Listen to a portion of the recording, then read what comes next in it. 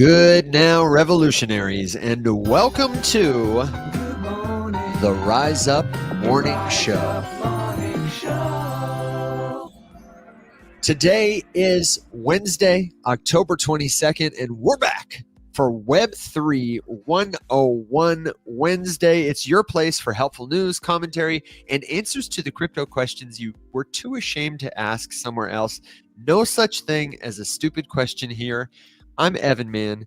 He's Alex Popovich. And today we are joined by Will ? What happened to him? No, it's our friend Skey. You might know him as Gajewskey on TikTok or Skey's Crypto, or maybe you're watching him because you too have an obsession with Cleveland sports. But either way, we are so glad he's here. Welcome to the show, our friend Skey. How you been, man? Thanks for having me. It's a pleasure. Pleasure's all mine.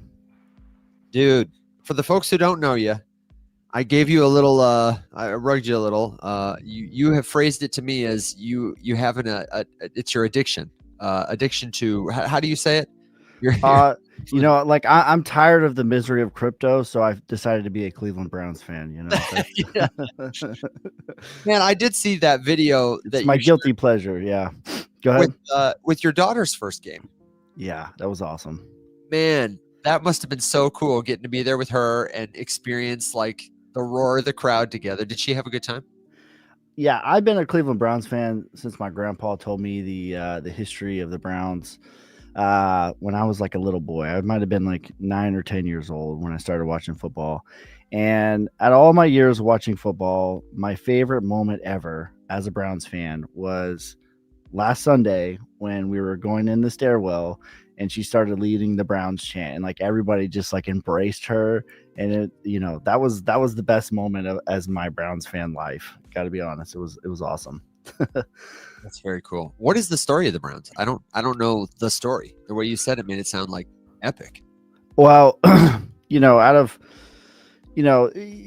of have this, there's a lot of history with the Browns, and I know this is a crypto show, so I'll give the brief history, but out of all of the historic franchises, we have this negative connotation with the Browns because they've sucked in the 2000s, but really it was because of one man, Bart Modell, and he was the owner, and he owned the Cleveland Browns back in the 60s. But back then you didn't have to be like a multi-billionaire like now. So he would just you could just own a radio show or whatever, and you could own an NFL team. And basically he was poor for an NFL owner, and he sold the rights because he couldn't pay for the contract to the Baltimore Ravens. And from that moment, it's taken us, we're still like 25 years later, or 30 years later, we're still recovering. But as far as like historic franchises, championships, the Cleveland Browns have the second most championships out of any franchise. So fun little fact. Okay, Cleveland. It's funny because when I asked for the Browns history, Robot Stecklerish in our comments said the story is they're terrible. And we also have other football fans in the comments saying, I'm a Steelers fan, but we can be cool on the Rise Up Morning Show. So, thank you. We'll be cool. See, and I'm just here to celebrate everyone else's teams and their fandoms and whatever, because I'm a Detroit fan, and it's also a hard, sad life. They build us up so high every season, and then they rug us. Yeah, to me, it's like it's the Alex Jones, like, I like the pain. That's me every Sunday. Yeah, pretty much. Well, every Sunday now is, or every week I should say now, is just this year. We can do it this year. This is it for us. This is our year. We know it's not, but a girl can dream. So for the folks who don't know, I think a lot of friends in our audience are familiar with your work, but would you mind giving an introduction in case somebody catches this and sees you for the first time? Who are you? How'd you come to be interested in cryptocurrency? My name's your boy Skey, or my name's Devin. Gajewskey is my last name, and when I was in basic training, so I did 10 years active duty in the Army. Drill sergeant called me Skey, and it stuck from there. And my friends, like, I've always been entrepreneurial. So like we would always have a joke. It'd be like, like I'd have all these like business ventures, business ideas. So it'd be like Skey's Pizza, Skey's Tacos, Skey's Fitness. Yeah. So it just became your boy Skey, and it just kind of stuck. I've been in crypto since 2013. Pretty dumb reason why I was into crypto back then. I was just an idiot high school kid who didn't know anything about life, let alone, money or crypto or anything like that. Some silly little rocket ship ride game where if you rode a rocket, you bet $10. If it went 1, 2, 3x, you 3x your money. But if it blew up, then you lost all your money. And they were giving, in hindsight, they would give you free Bitcoin every single day. And today it was like, tens of thousands of dollars worth of Bitcoin that they were giving away every day to just show up and play the game. But that was, degenerate, idiots, silliness. But I got serious about it probably about 2016. I started really reading up on it. And the more that I read about it, the more that I learned about it, I was like, okay, this is serious. This is a big deal here. And I should be, I should learn as much as I can. And just my type of personality is like, if I get interested in something, like I need to follow the rabbit hole as far as we can go. And so that's what I did. And I really just immersed myself. Made all the mistakes. 2017, I bought the top on, lots of stuff. I'm still down to this day on Dash. I'm still down to this day on EOS. Made all the mistakes. I FOMO'd in. If you were to time it up, I timed it up to, just buy the top and sell the bottom as if I was like it was my job, like I was a trader, but I was reverse trading myself. So all the mistakes that I preach on, is like I lived it. I did it. And then, and the big difference, though, I think was in 2018 where I made my big jump was like, instead of getting the shiny object syndrome where you go do drop shipping or you go do real estate or you go do whatever, I really like immersed myself even more and really, delved in and kind of refined my processes. And 2021 was the first bull market that I really made good money. I bought Bitcoin, 5, 6, 7K all through that. And I sold probably around the average of 50K. I'm known for my TA. I'm known for my other friend, Alex, World War Bitcoin. He shout out to him. He calls me the master bottom feeler because I have a sense, throughout the whole last 4 years, I have bet my beard many times that the bottom is in, and my beard keeps growing. So that is I'm known for Wyckoff and vibes. That's how I view the market. Isn't Wyckoff named after somebody also, Devin? It's Richard D. Wyckoff. So maybe Dick Wyckoff. Dick Wyckoff. That's right. To me, that's the GOAT. I hear, I listen to you guys time to time, hear Alex kind of putting his tinfoil hat on and viewing the market through the lens of the apex predator and, it's manipulated and all this and that. And to me, that's my favorite part about Wyckoff is it just like, it views the show, or it views the market through the lens that it is corrupted, that it is manipulated, that there is apex predators at the top, the puppet masters pulling the strings. And it's a way of, sort of marking out step by step what that means. I gotcha. So. Now, I want to get to a couple of questions in the audience, but since there are a couple of folks talking about it, I wanted to invite you to tell the story because Alex had never heard it, how you became the accidental top holder of a giant meme coin and how you resolved to make right by this community. Yeah, I saw somebody say that I scam people with SOLNIC, and to that I would context, say, yeah, because you're in the lion's den with this one.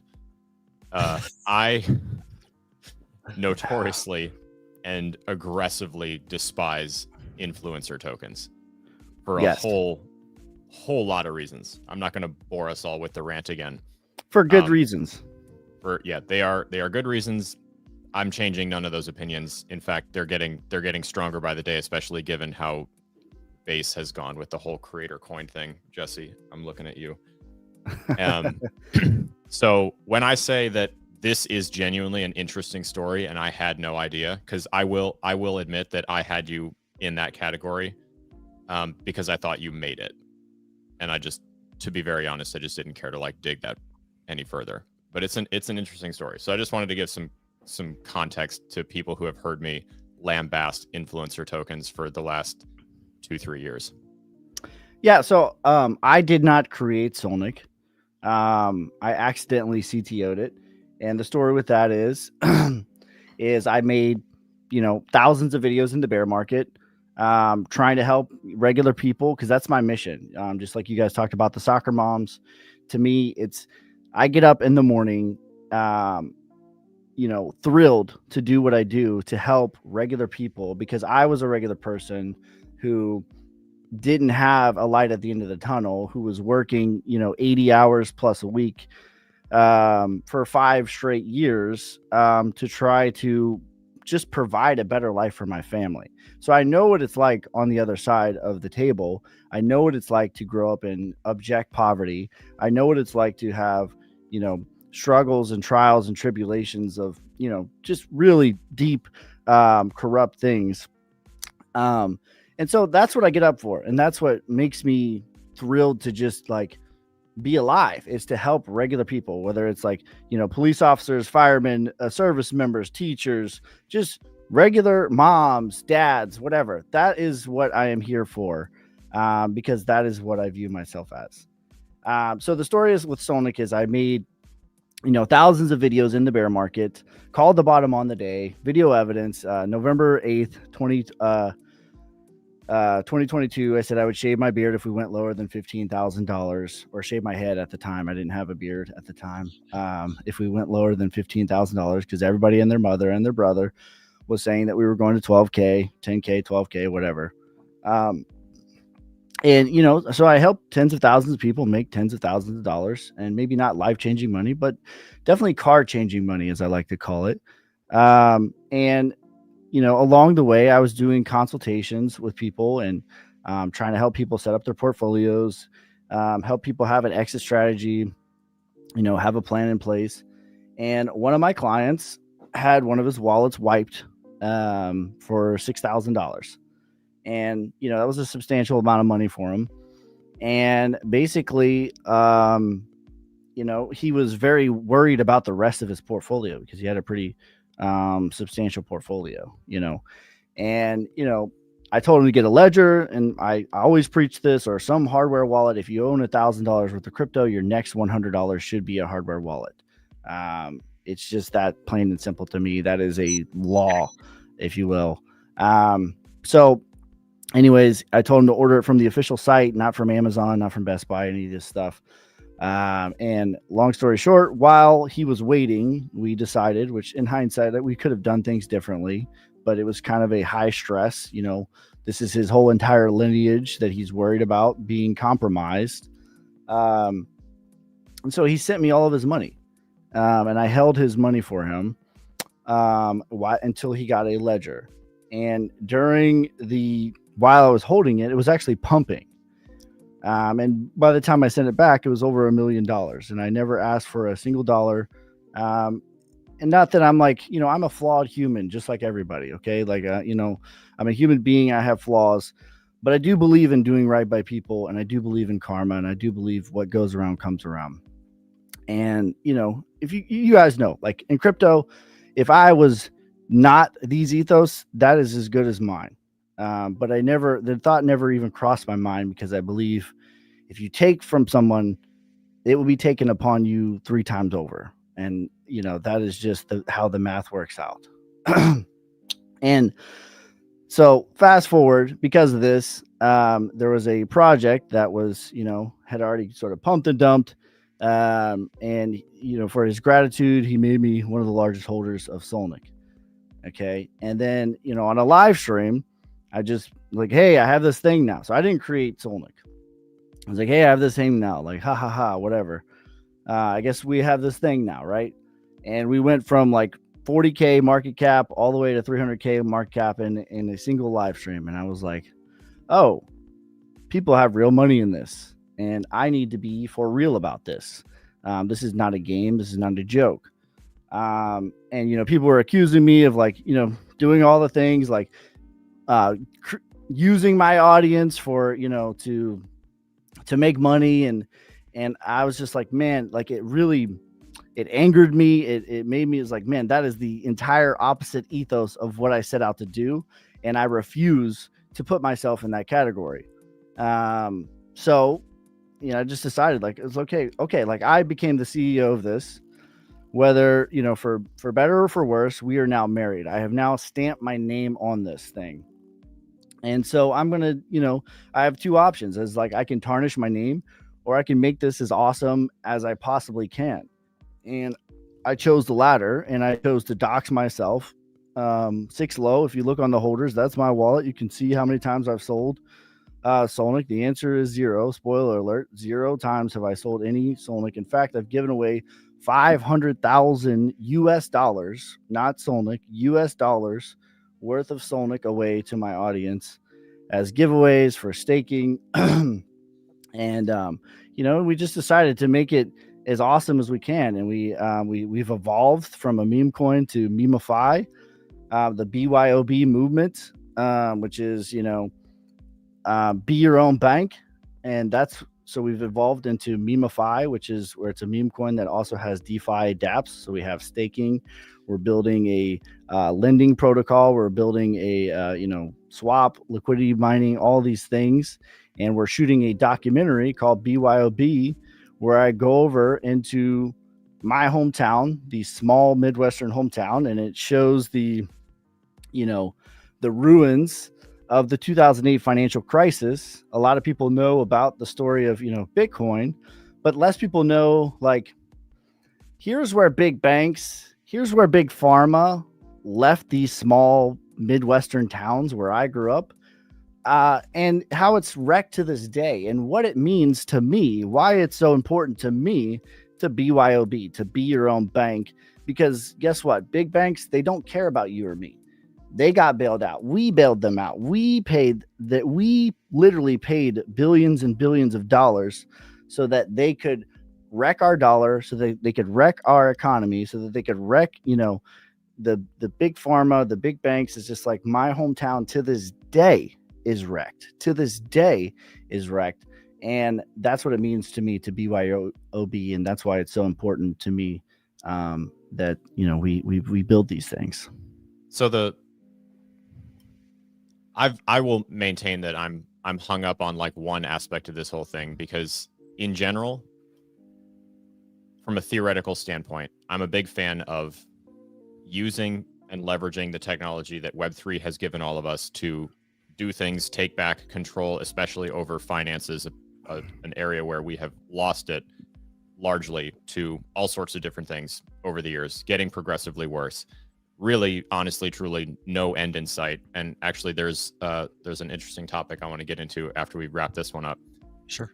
The problem is, especially when a public figure of really any size gets involved, you have to remember this one thing. You have fans. Those fans express their loyalty to creators that they love by supporting those creators in whatever way they either can or they feel is the most impactful. When you add a liquid cryptocurrency of all things to the equation, it becomes a vehicle for people who love you to show their support. The problem is that same pile, that same asset, that same thing is accessible to people who have no desire to support you whatsoever, and see a PvP market landscape, because that's what memes are, wherein they have the easiest to fleece group of holders of all time, because those people are not going to be swayed by price action because they love the person who's at the helm. Regardless of whether or not someone creates a thing, it ends up that way. Just because, I mean, look at how long it took you to give the context for that. And you know as well as I do that you have about half a second to get someone's attention with a TikTok video. Not being hyperbolic, that's about statistically what it is. the end result has yet to be different, wherein the most dedicated, loyal supporters, followers, fans, community members are the ones who just show up to this thing, participate in it, try to make it what everyone wants it to be, only to just get hung out to dry and fleeced repeatedly forever as that market gets eviscerated by people who couldn't give less of a shit about you. A great story and a great impetus and a great goal and a great philosophy, and all of these things just tend to fall by the wayside because of that. To that, I would say I don't recommend generally people buy memes. And, I'm not here to, I saw Crypto Glenn, who's been one of my biggest haters throughout this whole process, I have video evidence on many different coins of, calling the bottom, tens of thousands of videos I made at this point. So he's a hater. He's been a hater for my work, and that's fine. But to that, I would say, I don't recommend people, like you say, for every one like Skey, there's 10,000 people that don't care about their audience. And he said the good guy. I started this whole thing with, I am a flawed human being. I am a flawed human being. If you're looking for me to the answer, as my Pentecostal pastor once said, then you can go to hell, because I'm not. Like, I put on pants one leg at a time, just like everybody. But to your point, though, it's like, show me a sub $10 million market cap coin that has the chart. Like, the chart speaks for itself. Show me a sub $10 million market cap coin that has a chart over 18 months at this point of putting in higher highs and higher lows. And they don't exist because, for most memes, and that's not even what we're trying to be anymore. We're not even trying to be a meme. We're trying to be memify, which is DeFi. That is, sort of a meme, if you will. But, most of them make it about 90 days, and then that's it. We've had multiple runs. We've had multiple reaccumulations. We've had multiple parabolic rises. We've had multiple distributions. We've had multiple accumulations, and doing the whole thing again and again and again. And, and that's what I'm going to do. It's like, I know that I put my name on this, and I know that there's no way of proving that I am genuine or what I say is true, other than just time and just continuing to build awesome dApps and continuing to build awesome products that serve as many people as they can. I have a quick question on that. There are some things that, you say nobody can know, but that's the great thing, is we don't have to trust. We can verify pretty well a lot of this. Exactly. And I just want to give you a chance to address some of the other things that are coming up in the comments, because people are really active about this. Glenn, I appreciate you. Since he's not on stage, I want to, try and address these as concisely as possible. Somebody said that you created other wallets, bought the token, and made claims like it'll go to $1 to push people to buy, and then sold on your followers. One person said you bought from other wallets, sold from other wallets, and then bought your farm with your profits. Do you want to address that? I bought my farm with XRP. I accumulated XRP for 5+ years. I know you guys don't love XRP. Publicly, I sold XRP. XRP is fine. I think you can make a lot of money on it. I just don't love the lack of helpful education around it. Please continue. Yeah. So, I was in the Army for 10 years, and every weekend I was doing DoorDash, Lyft, and I was doing my YouTube channel. And for 5 years, I lived frugally. To this day, I still drive a 2009 Toyota Camry. I'm not balling out of control. I care about my family. And, for 5+ years, I worked 80+ hours per week for many years. I accumulated Bitcoin. I accumulated XRP. To this day, Bitcoin is still my biggest holding. And, my plan was to sell at $3.33. And that's what I did. So I accumulated under 30 cents and I sold at $3.33. That was my plan all along. The plan was 30%, but we went over budget on my farm. The farm was $200,000 or $189,000 actually. So if you take the track record and how like Lyft is in Nashville, like you've been there, like doing this for 5 years, living as frugally as I can. That's the whole point, is like, this isn't a unattainable thing for regular people if you're consistent, disciplined. Sure. Do you care to address the claims that you bought SOLNIC from other wallets and then sold it? I've given away 500,000 US dollars to my audience. That's what I've done. All my wallets are public. I have two main wallets and I have split them. The one is for the staking and the one is 6 low. I have two main wallets. That is it. So no, that's not true. And like the chart wouldn't, if I rugged my audience, the chart would not look the way that it does. It wouldn't. Like it's not possible to go from 50K market cap to bottoming again for the third time at $4 million market cap. The problem is, because this very particular accusation is one that I've talked about a lot, not with yours necessarily specifically, but in general.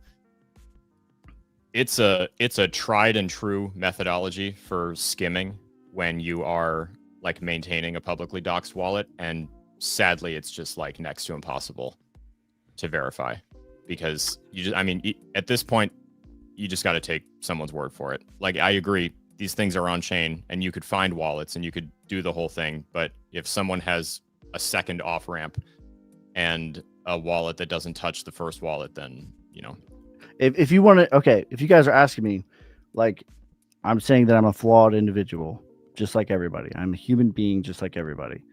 If you're asking me, how am I making my money from SOLNIC if I'm not selling it? If that is the most 1 and 2 A plus B equals C question, then the answer would be we have bridged to other platforms such as Base and such as AVAX.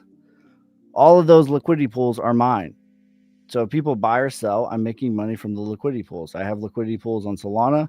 I have liquidity pools on Base. I have liquidity pools on AVAX. So I make money if people buy or sell, either or.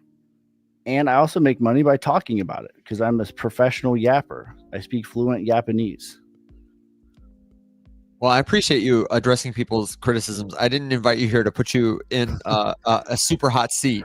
I know it's not easy to handle difficult questions, but I also know you don't mind being able to do this, and I wanted to give you a chance to address that because I think it's important to be able to speak to those things when they come up. Anybody can say anything they want from the comments, and it takes a lot of guts to stand up and face the crowds. I would be curious to know, as folks bring their questions in, could you, Alex, tell us what your other thought was, because I don't want you to forget it. You said, remind me, I've got somewhere else I want to go. On the way, I want to explain to our Web3 101 folks this idea of a liquidity pool, to say that one of the cool things about crypto is that you can trade 24/7 and that you can do it assisted by computer programming. The way you might rely on a calculator to do difficult math for you, or just tedious math because you don't want to make a sloppy mistake, you can rely on a piece of computer code called a liquidity pool to swap one digital asset for another. And then the person who hosts that pool, they can build it in such a way that they can generate a fee for themselves or other people. So when you swap in or out of this or that token, it generates a fee for the people who are making that market, who are hosting it for you. It's less usually than the fees of a bank. It's more convenient. It's faster. And it's one of those things that if you want to learn more about, I really would recommend you jump into the Rise Up community. It's community.rumshq.com, or while we're here live, ask us in a follow-up question. Alex, did that give you enough time to recall what it was you wanted to take us to? Yeah, and this is less about recalling and more about just like a rabbit hole that I'm going down now. I've had a conversation with a friend of mine, Emily, actually, who's been on the show before. Been in and around crypto for a long time. She's actually an economist, like by education and training, and now just does crypto things because that's what happens here. And she's been kind of running like economic models and chasing this rabbit down many different holes about the Genius Act specifically. And it's funny, I became interested because she DM'd me saying like, hey, have you guys talked about Genius? We should talk about Genius because Genius sucks. And I was like, yeah, I mean, I guess I'd be lying if I said I really cared about the Genius Act, because I don't. I think it was like really blown out of proportion, and I don't think most people who think it's amazing have read it personally. And my point was like, I'm way more interested in clarity, which is not a thing yet. And I'm not really going to start paying attention until someone solves the double tax problem for people who work in crypto, because it's ridiculous, and we haven't even gotten an acknowledgement that it's ridiculous. And her point was, well, if basically the main like keystone piece in the Genius Act is that stablecoin issuers can't pay interest, or like you can't pay out interest on stablecoins, on the holdings of stablecoin backings, all these sorts of things. And there's, yeah, sure, a myriad of things that you can hold to back these things, but through the laws of incentive, nothing makes sense to hold except for treasury bills. And she basically built out this eventuality wherein in the future, large-scale financial institutions, and in this conversation, we're including things like Starbucks and Walmart that are not necessarily traditional financial institutions, but are giant corporations with tremendous amounts of money who could absolutely, under the provisions here, launch a stablecoin, back it with treasury bills, buy tons of them, make never-ending money arbitraging those treasury bills, earn the yield from it, keep all of it because it's tied up in their stablecoin, which they then are protected from paying yield on through Genius, and basically remove all of the treasury bill, basically crippling the Fed. Just like draining all of those reserves out, shifting the custody of the dollar and all of what quote unquote backs it from the Fed to private corporations. Yeah, to stablecoin treasuries, effectively. Yeah. Interesting. And how this would be, you could theoretically collapse the dollar by doing that.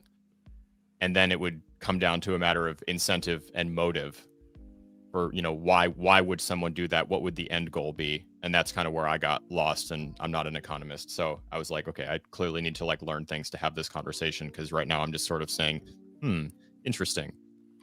This engine seems to be made out of engine. Yeah, exactly. And it's just like, the one thing that I do agree with her wholeheartedly on is that a lot of the people involved in writing and passing Genius probably don't really understand it and haven't taken the time to become educated about the eventuality here, or the ramifications of handling these things one way, or shifting the way that money and dollars can be owned and custodied, and all this sort of stuff. And it seems, I don't know, man. It's a scary rabbit hole to go down, because the eventuality is quite terrifying. And it kind of relies on like the good nature of corporations to just like protect someone other than them. And the interesting piece is that the theoretical fix to this potential problem is quite literally just allowing interest payments and by issuers, so that you could spark competition there. And my counterpoint to this whole thing was that in this world, DeFi fixes it, and the only reason that it won't is a lack of education, because it's hard to use. And you know what? Go ahead. I have a question. But the cherry on top is I'll do my best with clarifying questions, because like I said, I told Emily, like, you've got to come on and you've got to like streamline this thought process and write it down and like send it to me, and then you've got to come on and talk about it, because like I'm not the best person to do this. But I said I would bring it up and just plant the seed and encourage people to read about it, as I'm doing right now, just because I think it's an interesting problem to chase. But the cherry on top of this whole thing is that, what I ended up kind of, I'm like flip-flopping really hard. Flip-flopping is the wrong word. I'm aggressively acquiring more information that is informing my opinion on this whole UX dilemma debate that we've been discussing, wherein, at first we could all say, yes, UX is a huge problem. Then I stated, and honestly still mostly believe, that most crypto projects crutch on bad UX as a reason that they're not getting any customers, when really they just built a stupid business that no one cares about, and they don't have product market fit. Now back to the idea that the experience of DeFi being prohibitive and the lack of education on the topic about self-custody and wallet management and all these sorts of things is the biggest ingredient keeping people out of using DeFi protocols to custody their own money, be their own bank, all that sort of stuff. And inevitably that could contribute to the downfall of the dollar, which still to this day backs everything. Her point was you still ask you ask a Bitcoin maxi on Twitter, well, what is their Bitcoin really worth, and they're probably going to give you an answer that includes a dollar figure. And it's like, okay, so to you, Bitcoin is still worth dollars until it's not.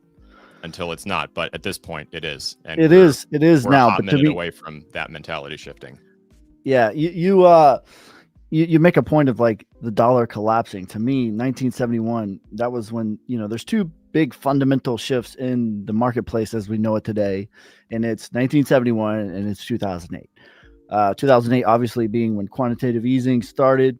And then 1971 was when we removed the dollar from the gold standard. And since we've removed the dollar from the gold standard, we've lost 98% of the purchasing power since that day. And it's like, if my crypto was down 98%, I would be pissed.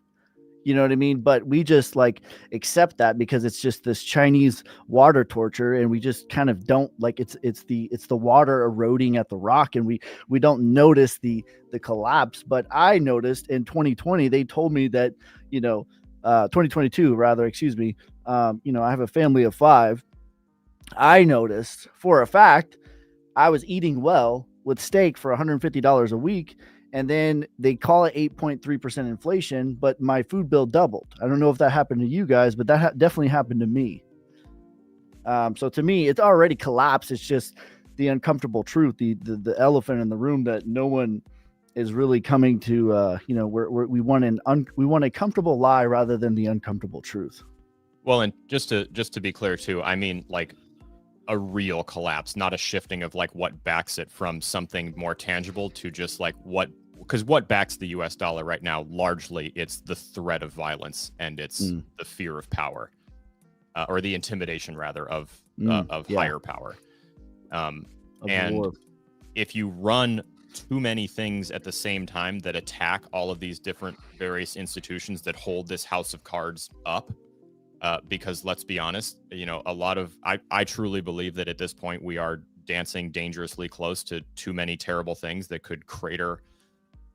I mean, if you want to just talk about it in terms of markets, that could crater markets because we've never tangled with them as a country before. We are largely like a very young country, and these things are scary. And like you mentioned, the backing of this whole institution of the dollar has changed dramatically. Now, it still stands that the single most useful thing you can have in your pocket if you're stuck pretty much anywhere in the world is a couple $100 of dollars, sure, cash, because they'll get you out of most problems in most places around the world. But I just don't know that we are all like spiritually ready to tangle with the conundrum of like what would it actually take to tip the scales in a different direction and start a slide, because slides can be fast and aggressive. I don't know that. Go ahead.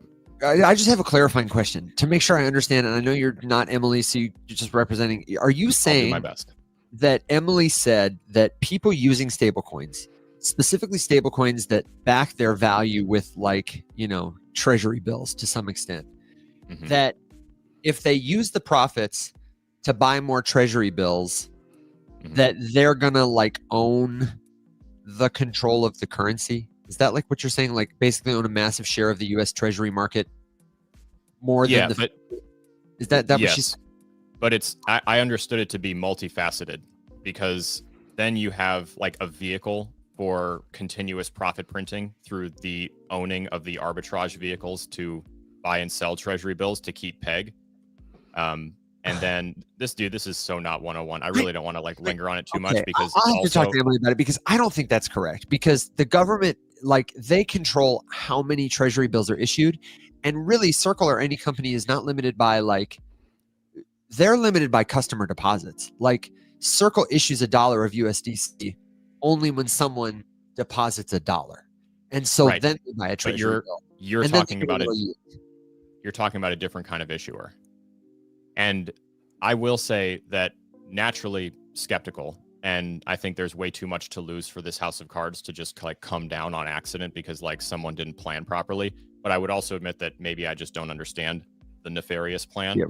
And I would encourage like a debate like with one of those, you know, LLMs or something to like chase things and, you know, ask questions like this. And I would say we can leave it here because I'm not educated enough to like continue or defend the position. That's fine. It's not a position that like I hold or came up with or anything. So someone said I just wanted to address a comment. Someone said 8.8% inflation is laughable. That was the reported number in 2022. 8.3% is where it peaked out at. So that's what I was referring to. But also, it's been called the elephant in the room. Alex has said multiple times that doesn't take into account like the debasement of currency. Inflation is one thing, debasement is another, and a lot of this stuff is underreported. I think we're 100%. All in agreement. You know, for people who are watching us for the first time, like, you know, we think that the demise of the dollar is probably inevitable. Alex often wears a shirt that has the slogan he coined, USDC to $2, reflecting that stablecoins, for example, as one kind of crypto instrument, give money worth $1 a lot more value because you can use it in more places to do more things. I do want to take a second and pivot to some audience questions because we've been going back and forth on a lot of our agenda here today. And sorry, before you pivot, let me just wrap this up with like what would be the research point to chase this down further. The thing that I would like to leave everybody with, as the government gets more involved in this industry, reading and understanding the nuance created by legislation is incredibly important. There's nothing clean about the legislative process in the United States. It's a very well-known, well-established, and well-admitted to by the participants fact that most people who pass these laws do not know what's in them. The only people who really know what goes into all these things are the staffers, and they're not voting. So just every time a new law is passed, I would beg that people understand that just because something that seems like on its surface or for which the bumper sticker seems bullish doesn't necessarily mean that this is a good thing. So just accepting that stablecoin legislation in the form of Genius is definitely good is naive. And I would say the same thing about Clarity. I would say the same thing about quite literally any piece of proposed legislation that is not cut and dry on a single page that simply says the, you know, constitutional amendment style, the right to self-custody your own money shall not be infringed. Like that kind of thing that could be cut and dry. And even then, we open ourselves up to nuance. So really, if I leave you with anything, it's just always be skeptical and please read the bills. It's long, it's boring, they suck to read. They are written that way on purpose to keep people confused, to open the door for perpetual debate that never ends. But just read the bills because they're not always good and they're not always what they seem. And they're certainly not what politicians tell you they are. I want to have Rebecca, the chief legal officer from Gajewskey, on the show because she was on the chopping block. She's been around the crypto space on the Twitter sphere talking about how these bills were built, how they changed over time. She made it her like hobby in addition to her job to read Genius and the Clarity Act through all their different iterations and then talk to people about them. And I found it to be riveting, fascinating, and, you know, she was super qualified. We have the suggestion in the comment, of course, ChatGPT the bills. And yes. Sorry. Go ahead. I wanted to bring up there was an interesting little piece of news that started circulating yesterday that I just wanted to offer the fact check on because it's sort of misinformation. As we've been talking about gold absolutely looking like a meme coin lately, and then taking some time for itself because Devin rugged it. This news story started circulating yesterday again, and it was like mega viral. I saw like 4 videos about it on TikTok of this like Ugandan gold deposit, 31 metric tons of gold discovered worth trillions of dollars. And it was like written and rewritten and presented as if this was like just discovered. And it was obviously posted and circulated this way in conjunction with gold's chart falling. as like justification or reason. I just wanted to offer clarification. That news story is from 2022, and it's never been confirmed or verified, and it's very largely and widely by geologists and all sorts of experts heavily speculated and well reasoned on being nonsense or aggressively exaggerated. There's never really been any proof done. So bring your skepticism there, and just know that that story's not new. It has nothing to do with what's happening right now, and it's years old. Interesting. Beautiful.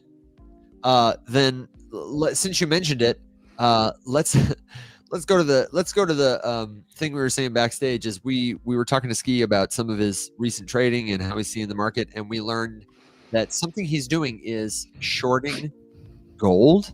So for the people in podcast land, I've got the gold chart on the screen for the last year, and it looks like a roller coaster, up, and then just recently after this top, we've had a little whoop, a dip down, and funnily enough, yesterday it was like a quick pop and stop for Bitcoin and all the other risk-on assets. But my question to you, Skey, is one: did you short the top and then cause this cascade down for all of our gold holders? And how technically does one short gold? And let's so I am, I'm a libertarian at heart. I believe in sovereignty. I believe in freedom. Freedom is the most core thing about me, and that is why I love crypto in the first place. But a lot of the same ethos of Bitcoin is the same ethos of silver and gold. So I've been a gold and silver stacker the same way I've been a Bitcoin stacker for a decade. I've been buying silver, I've been buying gold for a long time.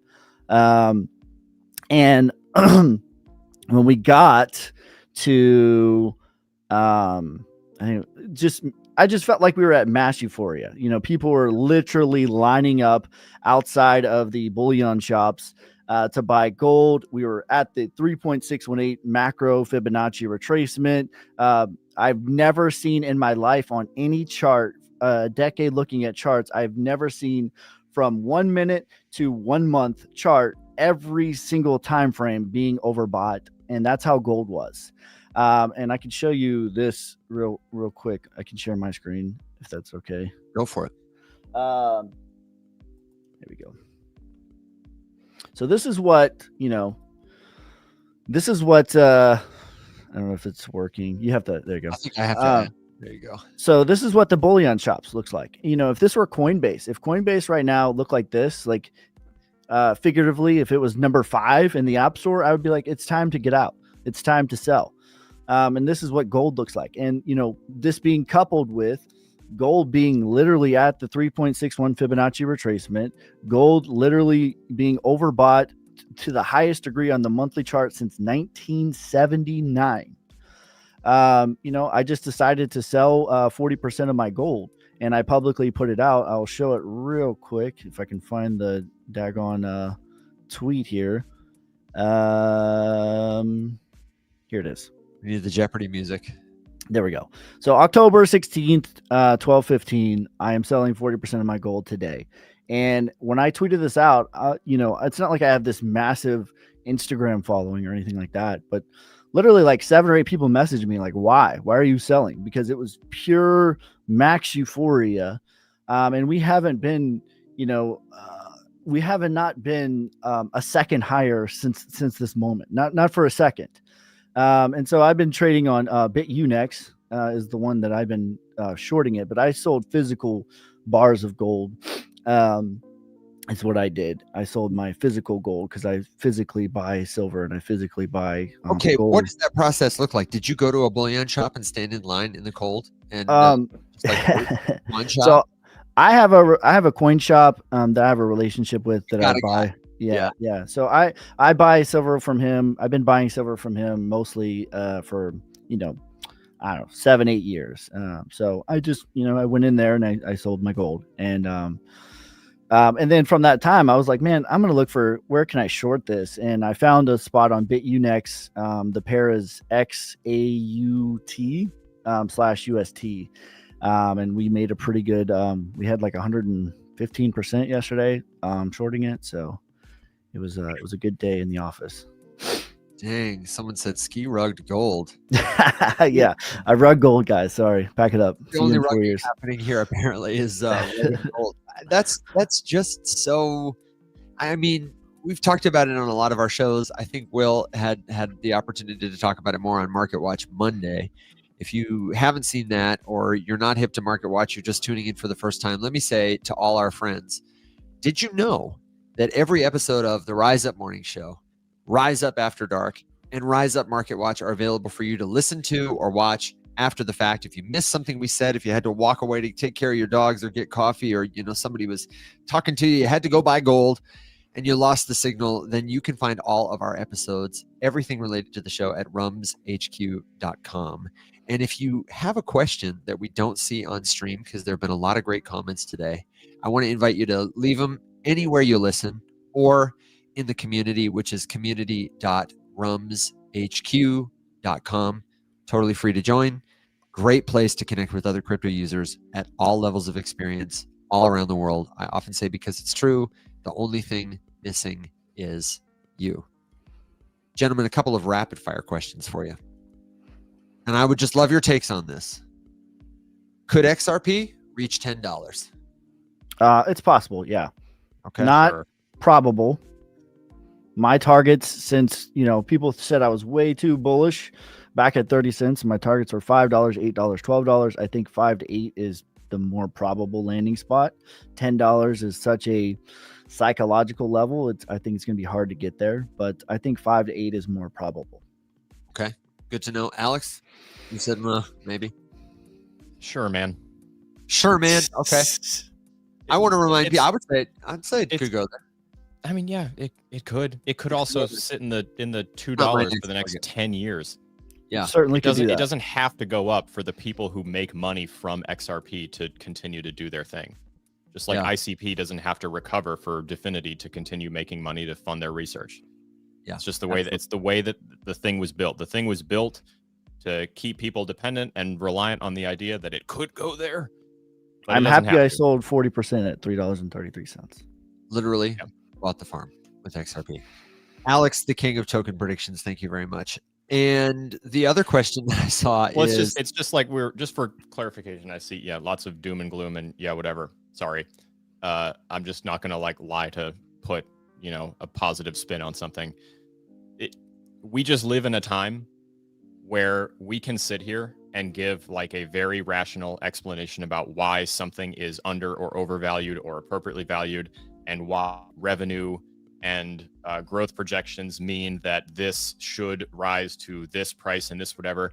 And then the footnote to all of it is none of that really matters, because this market is so manipulated and so heavily dependent on the desire of those doing the manipulating and the string pulling for it to go wherever. And it's going to go right now. It's going to go where they want, which sucks, because I think there's all kinds of stuff that really doesn't make any sense in terms of, what's valued at what. So, could XRP go to $10? Sure. Of course it could. It's crypto. It could go there next week. I'll say this too. Sorry, I cut you off. Go ahead. No, go ahead. As someone that XRP has been near and dear to my heart for 5 years now, my average price is about 30 cents. I have no interest in accumulating XRP unless it's under $1. I am perfectly happy with my bag right now, and I don't think that it's kind of in this neutral spot where it's not really overvalued and it's not really undervalued, but I don't really have any interest in accumulating it here. Yeah. I just want to highlight these comments that say, look at that, Alex, bullish on XRP, and wow, Alex is so positive. I mean, the thought could be, could crypto whatever go to whatever price? Yes. Also, the guy up the street who lives in that gorgeous beach house could knock on my door this afternoon and be like, you know what, Alex, you're such a nice guy. You're so handsome. Take the keys to my house. And here's my Bentley. Go ahead. Theoretically, he could do that. But am I living my life based on the hope and expectation that he does that one day? No, that would be silly. And XRP to whatever is the exact same type of silly. We got Keith said, I think I entered an alternate universe, and Tech CEO says Alex RP. Okay, wait, hold on. I have to ban Tech CEO for that. That's way too catchy, and it's definitely going to be a problem for me. Oh yeah, no, that's definitely going to be a problem. Alex RP to the moon, baby. That's obnoxiously good, and I'm really sad that that's in the universe now. Let's get Alex RPs in the chat. We got to get some merch off of that for sure. Damn it. I'm going to make you a custom hat that just says XRP, letters ALE, like tiny. God damn it. The next question, Skey, is for you, and this does not have to be rapid fire, but could you explain Fibonacci retracement? And if you got a vision, I'm happy to share. If I'll share my screen real quick, and I'll just give a quick little. I'll give a Cliff Note lesson on it. We'll go over here.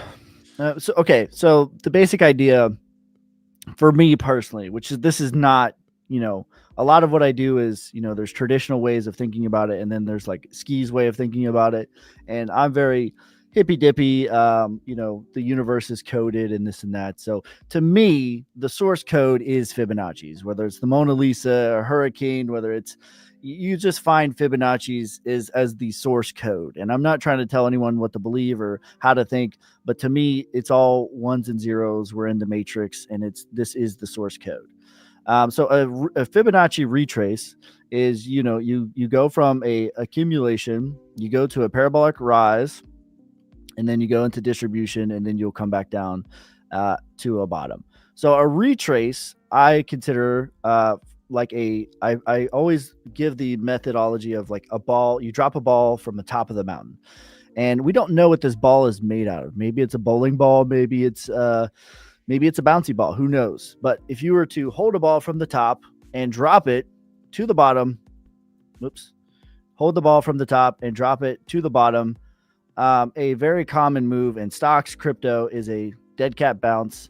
And this is a retrace, which would be to the 618 Fibonacci retrace, is the textbook move, but technically it is, which is the golden pocket, but technically it's between the 0.5 and the 702. That would be a retrace.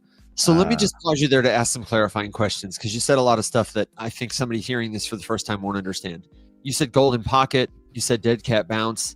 How do you, what are these things? And okay, so dead cat bounce would be like if I hold a ball, like so. Let me get my hand on screen here. If I have a ball, like imagine that this is a ball, and imagine that this is the floor.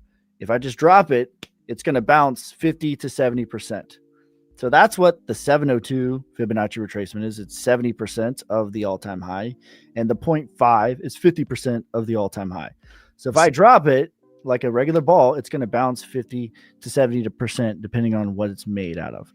That is called a dead cat bounce, that particular move. And the golden pocket is the same ratio, like that the Earth and the Sun. It's the 618, the 1618. It's the golden. And ratio. Just for people in podcast land who never heard it, I want to tell you about the screen. You've got 0, then you've got 0.236, 0.382, 0.5, 0.618, 0.702, and so on and so forth. You could Google Fibonacci numbers to see these like in order. Mm-hmm. It's a ratio. I don't know what the math is to get from one Fibonacci number to the next, but it's slightly larger gaps every time. Yeah, to me, if you're going to do this based off of crypto, the truth is market cap. Despite what the XRP army will tell you, market cap, we're measuring how many dollars are invested. And so where did I get that number, $3.33? Because we barely made an all-time high in price. But when you factor in inflation, which is market cap, when you measure market cap, $3.33 was the 1618 Fibonacci retracement. That's why I took profit there. Got it. And I want to read this comment from Glenn, super helpful, that says, simply key areas where the price is likely to return before making its next move, up or down. So, point for Glenn. Please continue. Yeah, so like that's a dead cat bounce. And then if we go like, if you hear parabolic, generally to me, that's like price discovery is the 1618, parabolic is 2618, and then 3618, which by the way is where gold is. This is what I consider to be maximum likely parabolic. Like it can go higher, but this is the most, like, if we're not living in banana land zone, this is where typically things will go. Got it. Meaning in a euphoric state, when something drops, it's going, this is the moon that we talk. I'll show you Bitcoin real quick, just to, really put a cherry on it, because Bitcoin has done this, multiple times here. This is my trade the news you will lose chart. But if you look at, if you pull from the Fibonacci from the very top to the very bottom in 2017 through 2018, where do you see that Bitcoin went to? I see it looks like, I don't know which one it is, but. So the 3618 maximum parabolic. Yeah. That's exactly where the 2021 top went to. And you can see it like wicked above, but the base of the move was 63,000. You can see lots of trading points at that point. So that's just a simple thing to keep in your, it's not everything. Nothing is everything, but everything is something. And this is a piece to the bigger puzzle that you can simply add to your arsenal. And if the tool works for you, take it from the toolbox. If not, just leave it where it's at. Just leave. I think me and Alex were both mechanics. So it's true. If it ain't broke. If it's a lever right there. Unfortunately, that chart is not free. The Fibonacci is not free. This is a trading view indicator, right, Skey? Fibonacci is free. Fibonacci is trading view. There is a paid version. There's a free version. Fibonacci does have a free version. And if somebody wanted to learn how to like draw it over their chart, I imagine they would just type Fibonacci trading view tutorial and would probably find some helpful YouTube videos. Yeah. Maybe there's lots of, just like with crypto, there's a lot of noise, and it's hard to decipher what is real, what's not. I would say, trust yourself. You could listen to all, but trust yourself. And that goes with me for everything. Like, listen to all, but really ultimately you're going to have your best interests. And I don't think that there's a substitute for, there's no quick fix for learning TA. There's no like, oh, I'm going to watch a 17-minute YouTube video and now I'm this expert. But so there's no substitute for just getting in the charts and trying to figure out what do you see, like where, and then kind of refine that and don't get shiny object syndrome. Okay, we had another question that was asking if we could just give a helpful take on the difference between like an ecosystem worth paying attention to. Alex, you said it the other day, and I'm struggling to remember how it was because it was phrased really beautifully. You said something like it doesn't add value that is meaningful to you. You were talking about the difference between tokens that go up and down in price and something that you think is worth paying attention to. And I was trying to think of an example, and from the comments, somebody was asking about Avalanche, and I thought that would be worthwhile to talk about maybe as an example because it's going up and down in price a lot, but there's also a lot that we happen to know is happening there that I would say is probably substantive, or at the very least contributes to mind share. And on the way over there, while you guys think about it, maybe there's a better way we can just do a round robin of like you said, Alex, speculation is the biggest driver of price here, but how we spot something fundamental, something worth paying attention to. And the thing I wanted to show while you're thinking about it is, did you guys see the news about Kadena? Yeah, that was shocking. It was honestly shocking. Okay, Alex, get ready. For anybody who's not in touch, Kadena is one of many layer 1 networks. It's a proof of work network. A couple years ago, it was really hot and trendy to launch an alternative to Bitcoin. Caspa came out of this movement. Kadena came out of this movement. There were several that said, Bitcoin is great, but we're going to make a better proof of work token. And that's like a narrative, is like ETH, but better, Bitcoin, but better, right? They say we could build better tech, and they're hoping that they can achieve the network effects, but network effects are very hard to replicate, mostly about serendipity. Anyway, rant aside, Kadena, out of the blue, out of nowhere, announced yesterday, the Kadena organization is no longer able to continue business operations and will be ceasing all business activity and active maintenance of the Kadena blockchain immediately. And as you might expect, their token lost like 80% of its value pretty promptly. It fell off a total cliff. And sometimes that happens in crypto. Somebody's building and then they're not. They just run Well, out of money, or they sell the company, or they move on. Or go ahead, brother. to answer to tie this into your first question, Yes. to me, a principle that is very important to me. There's a few things I look for, like whether a project is worthwhile investing or not. But a principle in life and a principle in crypto for sure is like, how are you when you get punched in the mouth? Because if you've never been through hard times, I need to see how you respond to that, because it's easy to front run. It's easy to be awesome when everything is awesome. But what are you really in the heat of battle? What are you really when your feet are to the fire? Because a lot of people say, well, like, oh, it made me do this, this, and this. But it's like, no, I think it revealed to what you correctly are at your core. And so a principle for me is like, I want to see a project that's been through a bear market. I want to see a project that has been hit in the mouth.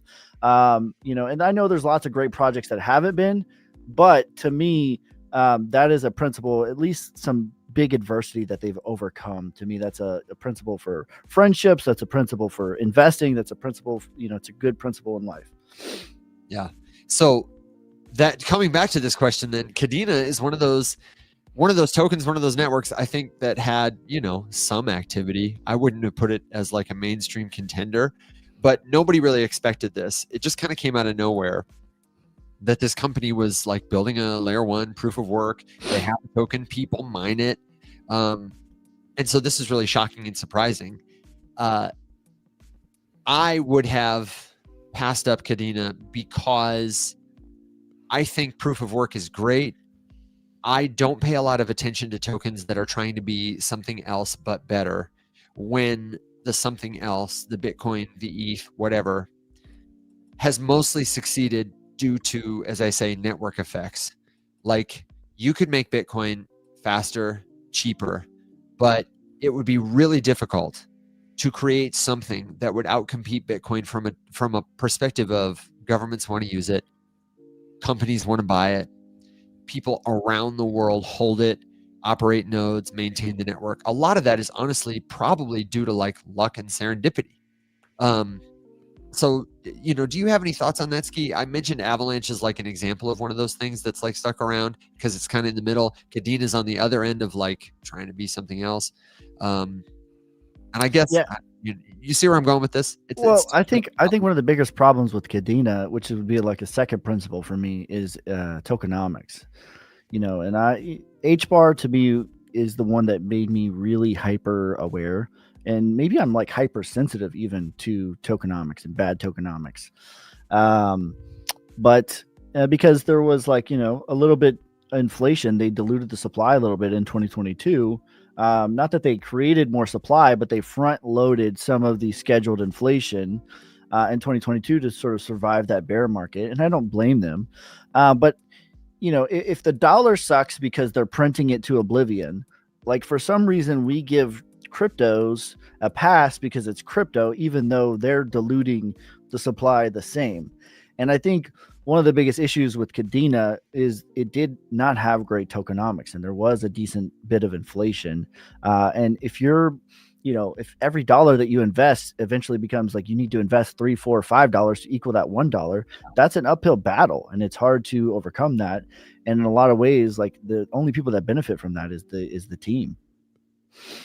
Alex, you rugged for a moment, but did you have a thought on this just phenomenon of like how to distinguish hype, activity from value?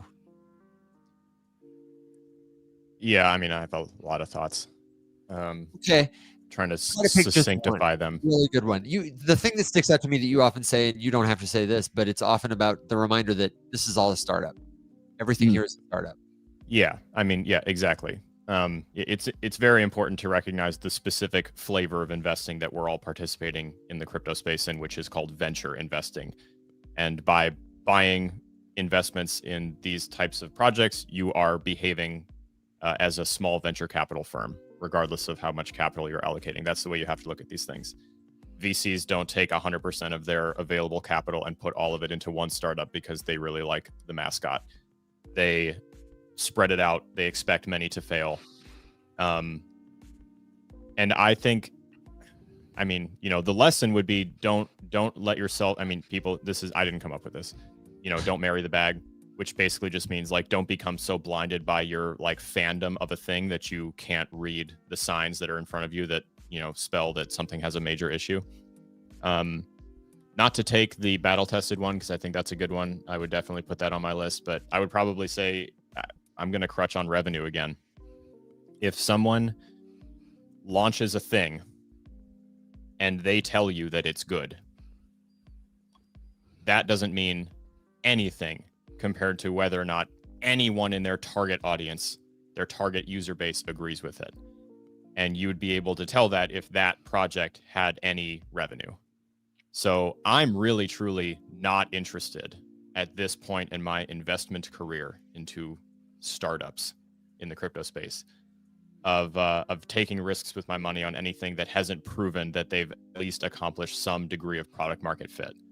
And they've been able to sustain that for an amount of time to prove to me that like enough people believe that this thing is worth their time, energy, money, whatever value assessment, because that's when the hype goes away. Example would be, yeah, Avalanche is a great example. They still have users. They still have people, you know, building and launching things, doing stuff. They're still, you know, operating, chugging along, doing whatever, signing partnerships, doing the whole thing, even though in the news doesn't look great, from like a, you know, crypto Twitter assessment place that kind of hitched their wagon to the gaming thing. Gaming is in the dumps right now. Doesn't have a lot of excitement, attention. You know, the hype ran out of that cycle, and now is time for something to actually matter to come out of it. Like what is the most like fundamental thing about the stock market, and like what is the biggest thing is like the revenue or the, you know, the earnings report.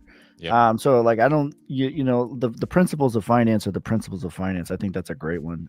You know, do they make money? That's a good indicator. Is does this company have life or not? Okay, we have another couple of really good questions here that I want to ask. I want to, on the way to this question, remind everybody that it is about that time when we're going to start to ride our dogs and ponies into the sunset. I'm going to ask a couple of questions for Skey specifically after this one, and I want everybody's answer in the comments on this. This question comes from GB1020. Hello, hope your candles are green. Round robin question. Bitcoin this cycle. Is it 1, already peaked, 2, still to peak in 2025, or 3, will peak in 2026? Already peaked, will peak this year, will peak next year. Our guest, Skey, you go first, brother. Okay. I would be lying to you if in 2022, my targets for Bitcoin, I had 4 of them when Bitcoin was at 20K. I had 48K as a retracement, like we talked about, dead cat bounce. I had 118 as the price discovery target, then 138, and then 207. Those have been my 4 targets since 2022. So we have already hit 2 of those targets. So is it possible that Bitcoin has peaked? I think it's entirely possible. I do think that Bitcoin will get into the 130s, but I don't think, as far as like an ROI perspective, I don't think there's a lot of gas left for Bitcoin. And we see this, you know, whether it's going to be different this time, it's going to be the same, it's going to be different but the same but different. I think what we're seeing that is the same, the principles that are the same, is gold is going parabolic. Gold is going to distribute into the Russell. The Russell is going to distribute. Bitcoin is going to distribute into some of the other more speculative things. A big mistake that I think that people make, especially in the bear market, though, is they have way too much other cryptos, and I think that Bitcoin should always be the biggest substantial part of your portfolio. That's my personal opinion. Alex, what about you? Bitcoin already peaked, yet to peak before the end of the year, or peaking in 2026? I am not going to do anybody listening to the show the disservice of listening to me pull a nonsense guess straight out of my ass. I have no idea. I would say that Bitcoin is one of those things that, to me, feels like it's a long-term thing for me. I don't, short-term I'm garbage at. I'm next to useless at, especially when the market is this manipulated, because the wrong set of tweets in tandem with each other could literally change the fundamentals of exactly the answer that your 8-ball is about to give as you shake it up over there is going to be literally better than whatever I could come up with. Warming it up for a good one. Take your time. What I would literally say is my cop-out answer, but unfortunately it's the only one that I can confidently say on the air. Bitcoin higher eventually, because it doesn't make any sense that it's not as, not more widely accepted, not more people are into it. It's a messaging, optics, and marketing problem at this point. It deserves to be significantly higher than it is. You're betting against the dollar, and that's a safe bet. Yep. That is a safe bet. I'd take that bet all day. And I will defer to the 8-ball, but in the meantime, my guess, if I had to say, based on all this we're getting, the fear and greed index right now is showing a pretty low and going lower trend number. We're at 29 according to CoinMarketCap, and look at this little chart for the people in podcast land. It was at a peak around the time of the election. It came down to a trough and then back up during the summer, and now it's working its way down to another trough. And I expect that we're going to go maybe middling. I'll defer to the bottom feeler for how low you think we're going to go, but my guess is peak in 2026, and the 8-ball says Lambo soon. Damn it, 8-ball. I will say, just based off of sentiment and vibes, I don't. If we're gonna make a new low, sure. Like someone said, 92K. Like sure, that anything is possible in the matrix. I would say that it would be what is the most painful route, and we just got $20 billion liquidated down. I don't see that happening. At least in I think I've already tweeted out that I think that the 28-day low is in. So that would be October 10th, whenever that happened. So I don't think we're taking out those lows for at least a couple of weeks. And I would suspect, with the way that sentiment is, that we would at least make a push to the top of the range again before any sort of a new price action happen. Okay. Excellent question. Excellent answers. Lots of people say it's already peaked. Lots of people say it's going to peak this year. People are saying 2026. Some people are with Alex. They say it doesn't really matter. It'll go, Steckler has said before, I didn't catch if he said it this time, to the right. And usually it does. Correct. Skey, one of the other questions that people have for you specifically is, what else are you looking at? You're shorting gold, but what in this moment in the market does your portfolio look like? What kind of moves are you considering, or are you looking to make, maybe let's just say through the end of the year, or do you think that far ahead? Yeah, for sure. I'm a decade investor. Above all, people think that I'm a day trader because I do these challenges. I'm not a day trader. I am an investor above all. I am an investor of real estate. I'm an investor of Bitcoin. I'm an investor. That is what I am above all. And for me, like, the principles are, I want to see something that's been punched in the mouth. I want to see good tokenomics. I want to see what I believe to be Wyckoff accumulation in the macro chart, which would be a bottoming structure, if you will. So when you factor in those things, my portfolio is super boring. I want, I almost view Bitcoin almost separately, because I don't view Bitcoin as, Alex was kind of as like a VC play. To me, it's a separate thing entirely. And to me, that's just my preservation. That's what I save my money in. I save my money in Bitcoin. So that's almost separately than everything else. I have some real estate. I have some land. I still have some gold. I still have some silver. I am looking to get rid of my gold, and I'm looking to get rid of my silver at this particular point. But as far as cryptocurrencies go, I like the dinosaur coins that are trying to do things. I like VeChain a lot. I like HBAR a lot. I like it. AVAX is a solid play to me. To me, I'm just looking at low risk to high reward relatively. Like, everything is extremely risky, but if you look at like this big accumulation over multiple months, multiple years, what is the likely risk? Like, of course, like, dinosaurs can invade, meteors can strike, whatever. Sure. It's like, it doesn't matter then. It's like, oh, what about nuclear war? It's like, I'm not worried about Bitcoin if there's nuclear war or whatever.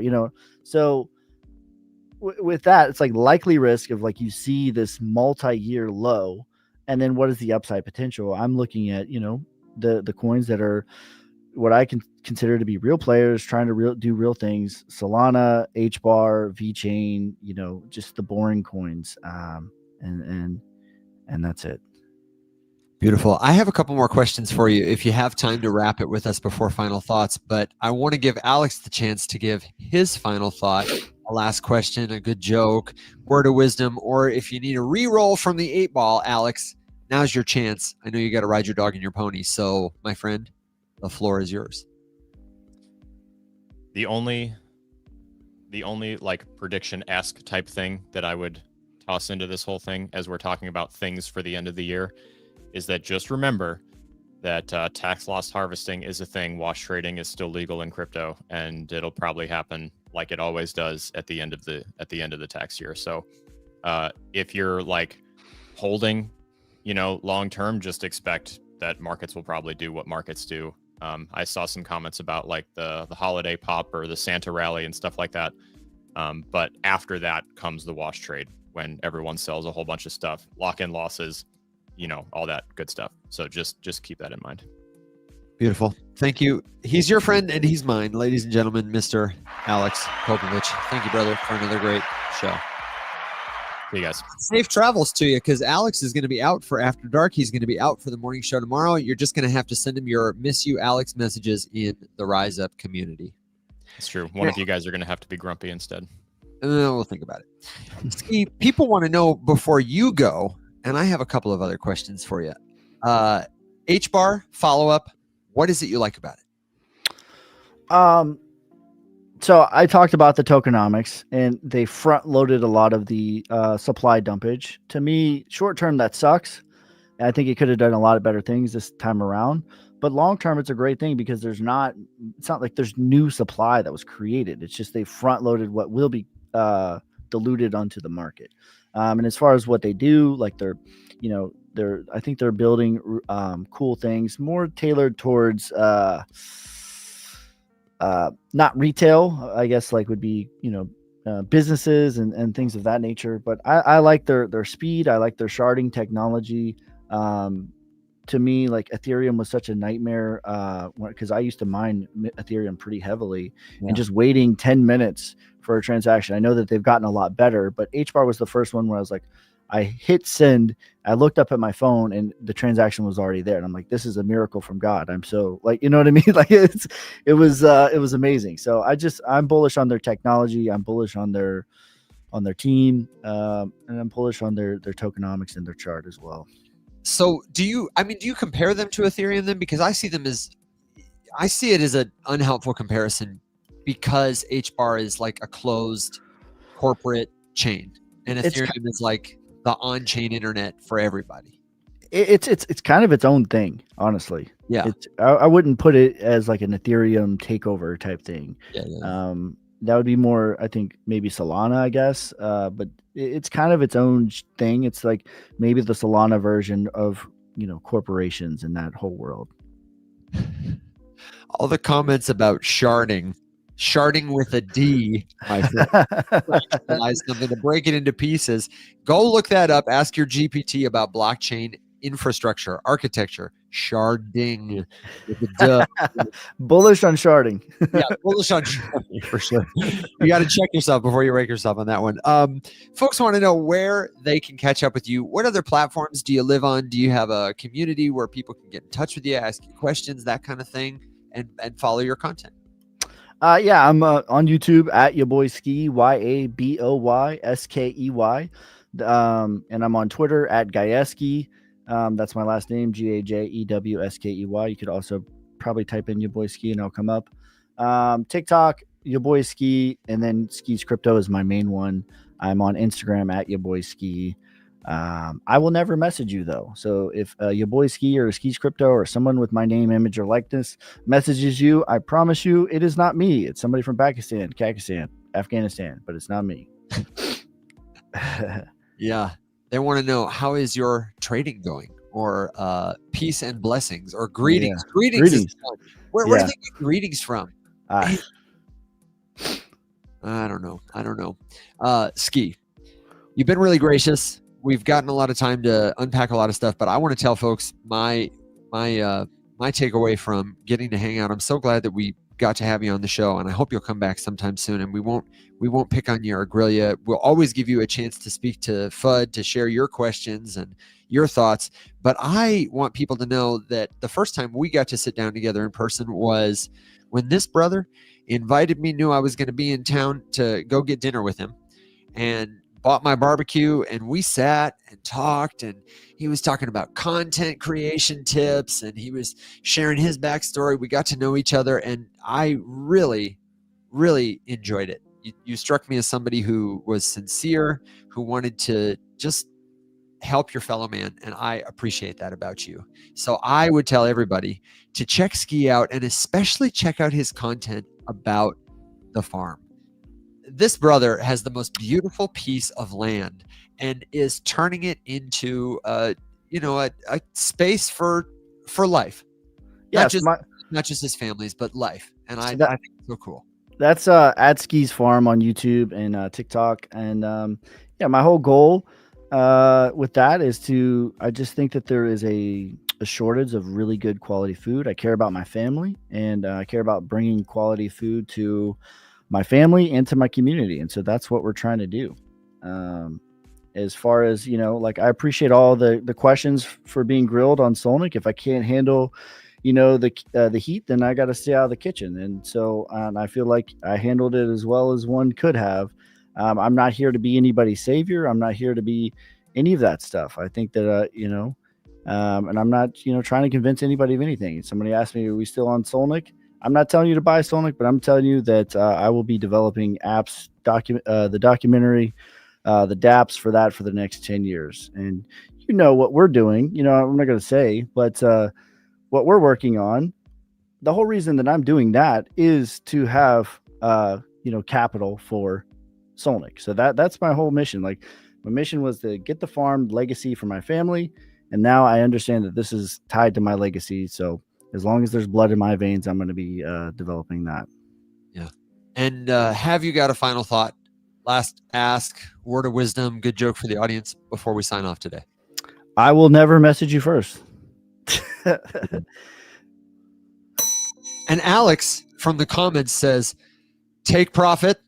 Don't bag hold anything, especially memes. I appreciate that. If you've got a final thought and you didn't get it in, then hey, have you joined the community? I'm talking about community.rumshq.com.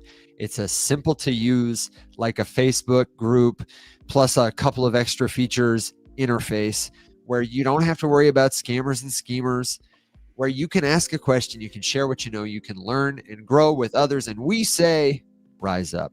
We would love to see you there. And of course, we'll be back tonight.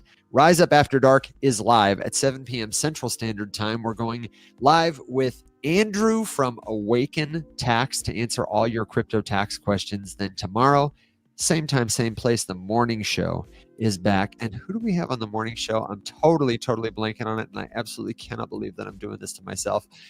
It'll be a surprise. You're going to have to tune in. Who the hell Find is out it? next time on Dragon Ball. Yeah. Oh my gosh. I absolutely hate when this happens. I know it's going to be somebody great. And of course, we've got the Circle After show too. So don't miss it. Oh my God, it's Rudo. Our friend Rudo Giancarlo from Polygon is coming back to make a special announcement for an opportunity that they have created, that we have teamed up on to bring you into the content creation game. They want to hear user stories. They're going to reward you for doing it. We think it's very cool. And Rudo is coming on the show. Will Watson will be back, and we are going to give you all the details of a special partnership live. So stay tuned for that. And until then, everybody, stay safe. Be well. My friends, everybody rise up. Thanks for having me on, guys.